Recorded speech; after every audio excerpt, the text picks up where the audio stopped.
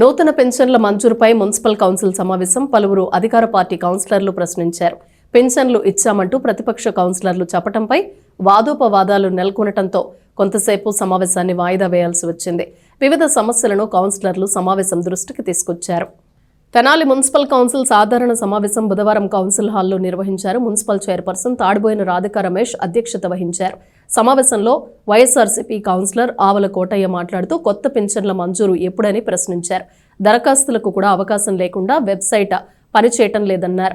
అధికారులు స్పష్టత ఇవ్వాలని కోరారు. టీడీపీ కౌన్సిలర్ పసుపులేటి త్రిమూర్తి మాట్లాడుతూ తమ ప్రభుత్వంలో నూతన పెన్షన్లు ఇచ్చామని చెబుతూ గత ప్రభుత్వంపై విమర్శలు చేయడంతో వైఎస్ఆర్సీపీ కౌన్సిలర్లు ఆ విమర్శలను ఖండిస్తూ మాట్లాడారు. దీంతో వాదోపవాదాలకు దారితీసింది. ఈ పరిస్థితిని సర్దుబాటు చేసేందుకు చైర్పర్సన్ తాడిపోయిన రాధిక ప్రయత్నించినా సాధ్యం కాకపోవడంతో సమావేశాన్ని కొద్దిసేపు వాయిదా వేశారు.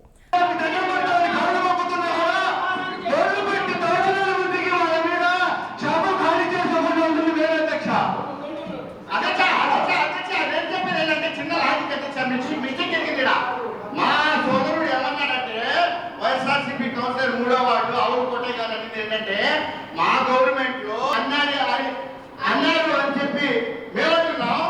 అదే కానీ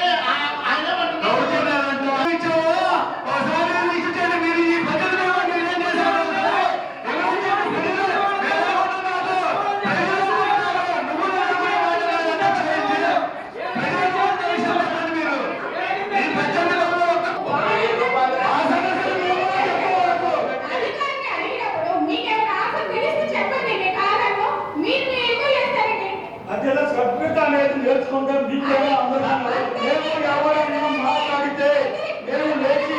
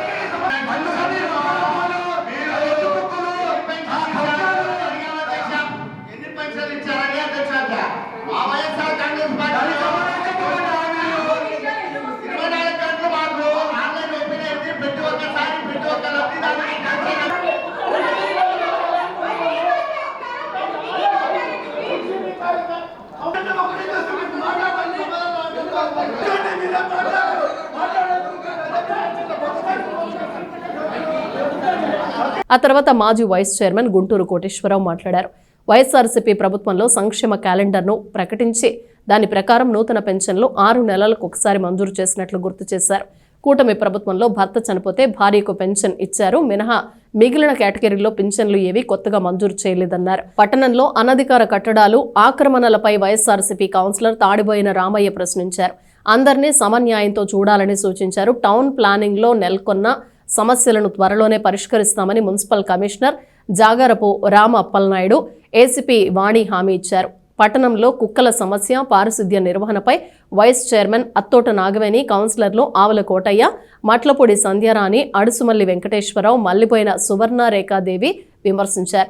పట్టణంలో వివిధ శ్మశాన వాటికలను తరచూ బాగు చేయించాలని కౌన్సిలర్ మొగల్ అహ్మద్ బేగ్ కోరారు. ప్రకాశం రోడ్లోని ప్రధాన రహదారులపై పెద్ద గుంతలను పూడ్చాలని కౌన్సిలర్ గుంటూరు కోటేశ్వరరావు, మల్లిపోయిన సువర్ణరేఖాదేవి కోరారు. వైస్ చైర్మన్ మాలపాటి హరిప్రసాద్ కూడా ఈ సమస్యను ప్రస్తావించారు. ఆయా సమస్యలపై ఆరోగ్యాధికారి డాక్టర్ మొవ్వా యేసుబాబు, ఎంఈ శ్రీకాంత్ వివరణ ఇచ్చారు. అనంతరం అజెండాలోని అన్ని అంశాలు ఆమోదిస్తున్నట్లు చైర్పర్సన్ రాధిక ప్రకటించారు. సమావేశంలో పలువురు కౌన్సిలర్లు, కోఆప్షన్ సభ్యులు, వివిధ విభాగాలు అధికారులు పాల్గొన్నారు.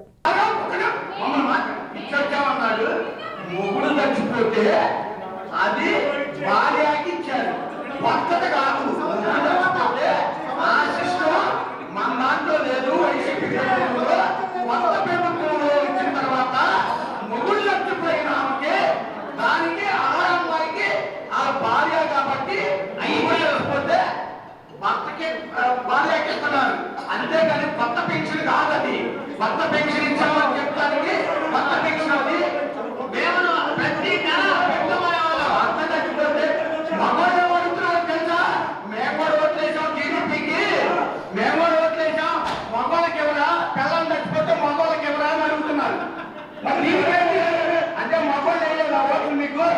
మమ్మల్ని 11 సీట్లకి కూర్చోబెట్టిన మాట మీద నువ్వు ఇక్కడ చెప్పాలంటే దేశం మొత్తం చెబుతుంటే శాసనసభలో నుంచి ఎవరికి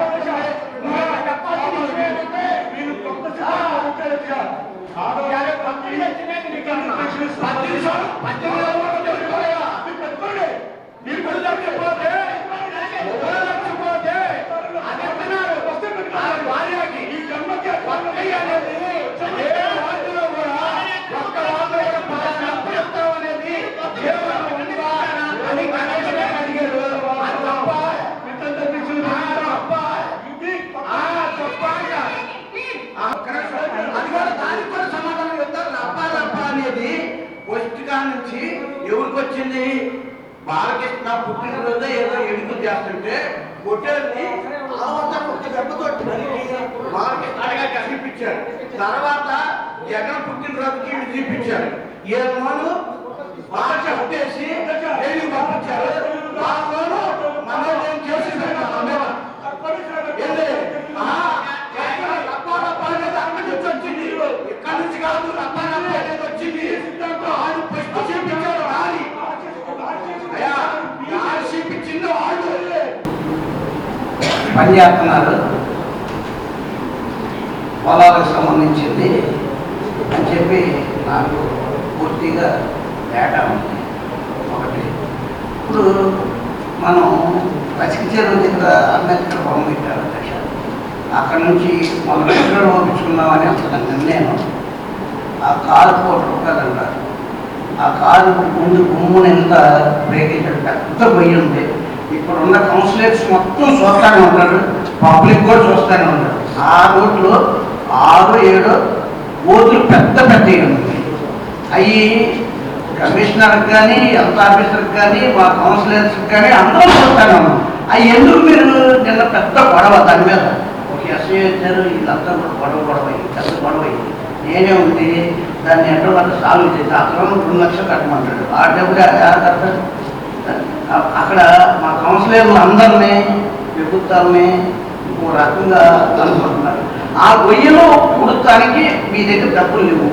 డబ్బులు లేకపోతే ఈ లారీ చెత్త ఎత్తుకెళ్ళేదానికి రిపేర్ సెక్షన్ అని ₹2,35,000 అని పెట్టారు. ఏమి లారీకి అసలు లారీ ఎంత ఉంటుంది? ఈ ₹2,35,000 రిపేర్ అయింది. ఆ రిపేర్ చేసిన ఏమైనా బిల్లులు ఏమంటే ఒకసారి మా కౌన్సిల్ సభ్యులందరూ కూడా మోక్షన్ నెంబర్ కూడా పబ్లిక్ కూడా చూపిస్తారేమోనని దయచేసి అడుగుతున్నాం.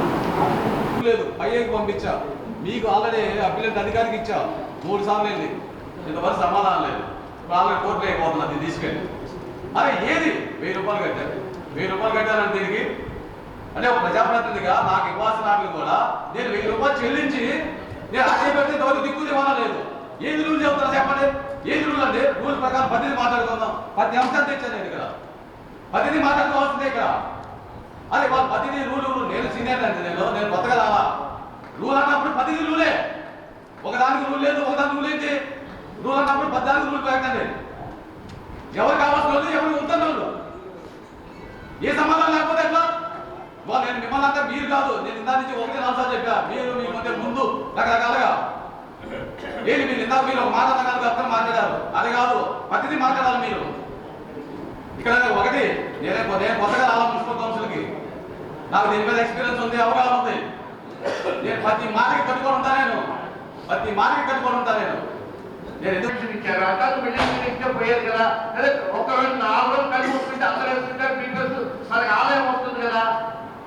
దానికి కాకుండా వెళ్ళిపోయి పోలీసులు తీసుకుని వెళ్ళిపోయి బిల్డింగ్ పక్కన కొట్టి వాడేమో దొంగతనం చేశాడా? వాడు దొంగతనం చేయలేదు కదా, బిల్డింగ్ వేసుకున్నాడు. అంటే 29 బిల్డింగ్ కట్టిన వాడికి బిల్డింగ్ కావా? అది కాదు. నువ్వు అడిగినా చేసేది చేసేస్తాడు, వాళ్ళ పని చేసేది ఏముండదు. అది మా నాయకుడు 19వ వార్డు బస్సులో తిరుమూర్తి గారు రాత్రి తీసేస్తా ఉంటే దాని 100 మందిని పోగేశారు.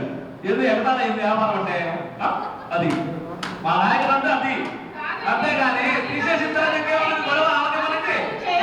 మేము అదే చెప్తున్నాం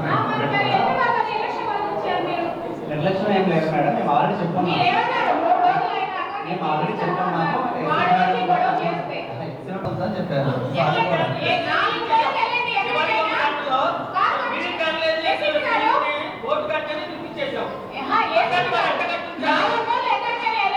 ఉంటుందా రూల్ కదా ఇలా రూల్స్ అంతేవా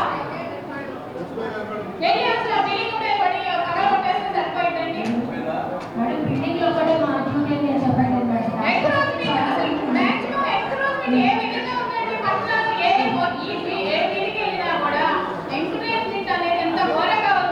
నేను అక్కడ నుంచి వెంటనే మిమ్మల్ని పిలిపించిన రోజులు కూడా ఉన్నాయి. ఏసీపీ అంటే మీరంటే మీరు కదండి ఏసీపీ వెళ్ళిన ఆయన ఏ విధంగా చేస్తున్నారండి అసలు టౌన్ ప్లానింగ్ అది అధ్యక్ష టౌన్ ప్లానింగ్ అధికారాలు ఇచ్చి కమిషనర్ గారు ఉంటే పోలీసు బందోబస్తు మొత్తం తీసేస్తారు. దాన్ని తీర్మానం చేద్దాం. వాళ్ళకి అధికారాలు ఇచ్చి ఉన్న ఆక్యుపేషన్ మొత్తం తీసేమని మనం తీర్మానం చేసామనుకో అప్పుడు తీసేయాలంటే అప్పుడు అడుగుతాం మనం. అంతేగాని మనం ఊరికే మనం చెప్పుకుంటూ పోతా ఉంటే వాళ్ళ నుండి వాళ్ళే ఉన్నారు రాజకీయ నాయకులు ఎప్పుడు ఉన్నాయి బాబు అంటున్నారు. వాళ్ళ మనవాళ్ళు కూడా ఉన్నారు అంత చాలా మంది కూడా. అది ఈ మంత్రి మీద రూల్ ప్రకారం కట్టారా బిల్డర్ చేసి కంపెనీ పెట్టి పెద్ద కట్టారు. రైల్వే స్టేషన్ మంత్రి మీద అదొకటి అది రూల్ ప్రకారం కట్టారా. అప్పుడు ఇదే అధికారం ఉన్నారు, అదే సీట్లు మీరే ఉన్నారు, మీరే అధ్యక్ష వహించారు. ఆ రోజు అందరూ రూల్ ప్రకారం అడిగిందా? ఆ రోజు రూల్ ప్రకారం లేదంటున్నా.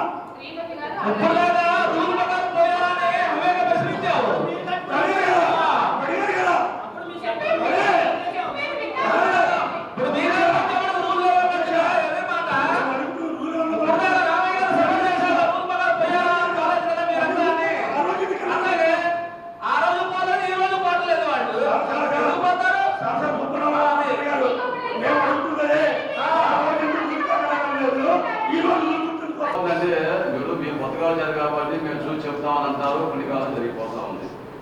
ప్రతి అంశం మీద కూడా ఏంటంటే ఒక క్లారిటీ అనేది దేని మీద ఉంటుందో.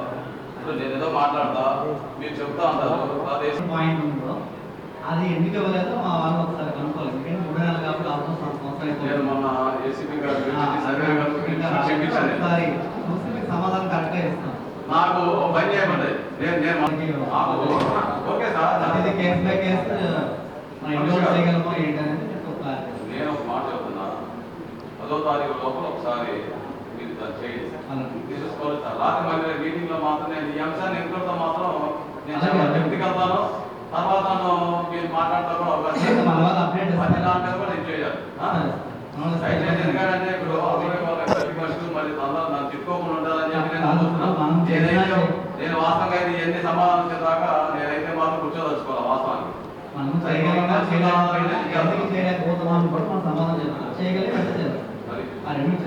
నాకు ఏదైనా కానీ కోర్టులు కానీ ఇవి కానీ యాక్ట్ కానీ ఏదైనా 10వ తారీఖు లోపల నాకు దానికి ఒక తీసుకొస్తే పర్వాలేదు. లేకపోతే మాత్రం నేను 100% నెక్స్ట్కి అదే మన పౌర సరఫరా శాఖ మినిస్టర్ గారు వచ్చిన కొత్తల్లో 7వ వార్డులో కృష్ణా మెడికల్ దగ్గర నుంచి టువర్డ్స్ చిరుగావు దాకా రోడ్డు మధ్యలో నీళ్లు ఆగిపోతుంది అని డ్రైన్స్ అన్ని శుభ్రం చేయాలని రోడ్డుని ఎక్స్ట్రాక్షన్ చేసి శుభ్రంగా రోడ్డు కాలంలోకి నీళ్లు వెళ్ళేలాగా ప్లాన్ చేసి ఇచ్చారు. ఆ రోజున చర్చి ముందు టౌన్ చర్చి వాళ్ళు 25 లాస్ట్ ఇయర్ క్రిస్టమస్ ముందు వాళ్ళు టౌన్ చర్చి ముందు మొత్తం శుభ్రం చేసుకుంటూ మినిస్టర్ గారు చూసి శుభ్రం చేసుకున్నారు కదా వదిలేసేయండి దాన్ని వదిలేసేయండి అని చెప్పి వెళ్ళిపోయారు ఆ రోజు.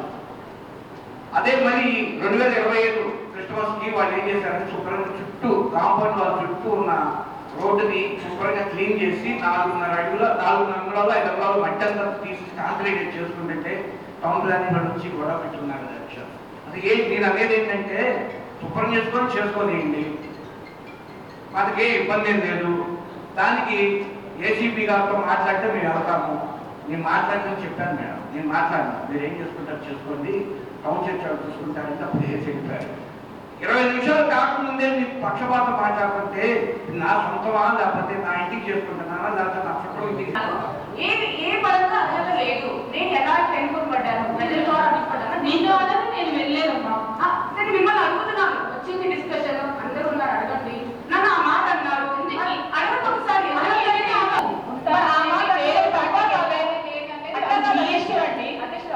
మాట అధ్యక్ష ఆ మాట అంటే తప్ప కాదా చెప్పండి. ఆ మాట మనం అనొచ్చా? నేను వ్యక్తిగతంగా ఏమీ మాట్లాడలా. నేను మాట్లాడింది ఏంటంటే నా వార్డు సమస్యల గురించి నేను అధికారులతో మాట్లాడుతున్నా. అధికారులతో మాట్లాడుతున్నప్పుడు మీరు లేచి మీ పార్టీ ఏం చేసింది అని తోటి సభ్యురాలు డిస్కషన్ లేపారు. ఎప్పుడన్నా నా మాట నేను అన్నారు, మీరు అడిగింది కరెక్టే, మీరు అడిగే ఇంటెన్షన్ తప్పు, మీరు అడిగే ఇంటెన్షన్ గత గవర్నమెంట్ ఈ గవర్నమెంట్ కంపేర్ చేస్తారు. అట్లా మీరు చెప్పొద్దు, మీరు ప్రాబ్లం చెప్పండి. జియో అని చెప్పడం వేరే. జియో ఎందుకంటున్నా మీరు కూడా ఆ గవర్నమెంట్ నుంచే మీరు ఎన్నికయ్యారు. మీరు గవర్నమెంట్ ఇలా మరి మాట్లాడాలా? మీరు ఇలా మాట్లాడలేదు. నీకు మాట్లాడే అర్హత లేదు. ఎందుకంటే నువ్వు పార్టీ రాజీనామా చేసి మళ్ళీ మాట్లాడాలి.